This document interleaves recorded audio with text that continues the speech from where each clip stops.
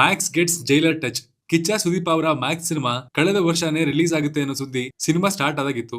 ಕೇವಲ 3 ತಿಂಗಳಲ್ಲಿ ಸಿನಿಮಾ ಮುಗಿಸಿ ಆದಷ್ಟು ಬೇಗ ಸಿನಿಮಾ ರಿಲೀಸ್ ಆಗುತ್ತೆ ಅನ್ನೋ ಹೋಪ್ ಇತ್ತು. ಫಸ್ಟ್ ಶೆಡ್ಯೂಲ್ ಫಾಸ್ಟ್ ಆಗಿ ನಡೀತು. ಅದಾದ್ಮೇಲೆ ಚೆನ್ನೈ ಫ್ಲಡ್, ಕಿಚ್ಚ ಸುದೀಪ್ ಅವರ ಬಿಗ್ ಬಾಸ್, ಸಿಸಿಎಲ್ ಎಲ್ಲವೂ ಸೇರಿ ಮ್ಯಾಕ್ಸ್ ಮುಂದೆ ಹೋಗ್ತಾನೆ ಬಂತು. ಕೆಲವು ಮೂಲಗಳ ಪ್ರಕಾರ ಸಿನಿಮಾಗೆ ಒಂದು ಐಟಮ್ ಸಾಂಗ್ ಮತ್ತು ಒಂದಷ್ಟು ಆಕ್ಷನ್ ಸೀಕ್ವೆನ್ಸ್ ಗಳು ಆಡ್ ಆಗಿವೆ. ಕ್ಲೈಮ್ಯಾಕ್ಸ್ ಶೂಟಿಂಗ್ ಮುಗಿದ್ರೆ ಆಲ್ಮೋಸ್ಟ್ ಸಿನಿಮಾ ಶೂಟಿಂಗ್ ಮುಗೀತು ಅನ್ನೋ ಸುದ್ದಿ ಇದ್ರೂ ಕೂಡ ಸಿನಿಮಾ ಅಫಿಷಿಯಲಿ ಮುಗ್ದಿರೋ ಅನೌನ್ಸ್ಮೆಂಟ್ ಇನ್ನೂ ಆಗಿಲ್ಲ. ಇತ್ತೀಚೆಗೆ ಜೈಲರ್ ಸಿನಿಮಾಗೆ ಆಕ್ಷನ್ ಕೊರಿಯೋಗ್ರಫಿ ಮಾಡಿದ್ದ ಕೆವಿನ್ ಮ್ಯಾಕ್ಸ್ ಸಿನಿಮಾದಲ್ಲಿ ಒಂದು ಶಾರ್ಟ್ ಆಕ್ಷನ್ ಸೀಕ್ವೆನ್ಸ್ ನ ಮಾಡ್ತಾ ಇದ್ದಾರೆ. ಅದರ ಕಂಪೋಸಿಷನ್ ಮತ್ತು ಸ್ಟೈಲ್ ನೋಡಿ ಸುದೀಪ್ ಅವರು ಕೂಡ ಖುಷಿಯಾಗಿದ್ದಾರಂತೆ. ಇತ್ತೀಚೆಗೆ ಸಿನಿಮಾದ PR ಒಬ್ರು ಈ ಆಕ್ಷನ್ ಸೀಕ್ವೆನ್ಸ್ ಗಳೆಲ್ಲ ಸೇರಿ ಸಿನಿಮಾ ಮಾಸ್ ಪ್ರೇಕ್ಷಕರಿಗೆ ಹಬ್ಬ ನೀಡಲಿದೆ ಅಂತ ಟ್ವೀಟ್ ಮಾಡಿದ್ರು.